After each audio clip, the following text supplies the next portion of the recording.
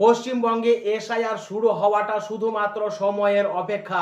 এই নভেম্বর মাসেই এসআইআর শুরু হতে চলেছে। পাশাপাশি এই আবহের মধ্যেই জনগণনা বা আদমশুমারির কাজও শুরু হবে এমনটাই জানা গেছে। একই সঙ্গে এসআইআর নিয়ে যেমন আলোচনা চলছে, ঠিক তেমনি জনগণনা শুরু হতে চলেছে নভেম্বর মাস থেকে, এবং এই জনগণনা একটা পরীক্ষামূলকভাবে শুরু হবে বলে জানা যাচ্ছে। আমাদের দেশে 16 বছর পর আবার জনগণনা হতে চলেছে এবং ডিজিটাল পদ্ধতিতেই এই জনগণনা হবে।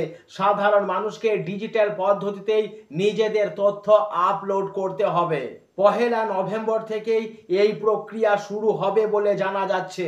জনগণনার আগে সব রকম পদ্ধতিগত ও প্রযুক্তিগত সমস্যা শনাক্ত করে সংশোধন করা হবে।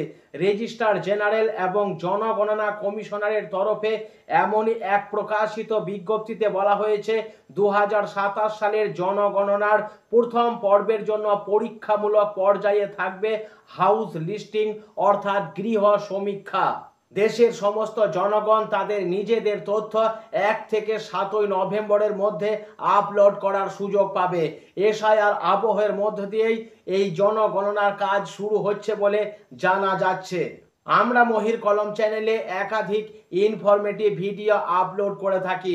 সকলকে সবিনয় অনুরোধ থাকছে ভিডিওগুলি শেয়ার করবেন, আর আমাদের চ্যানেলটি যদি সাবস্ক্রাইব করা না থাকে দয়া করে সাবস্ক্রাইব করবেন। সবাই ভালো থাকুন, নমস্কার।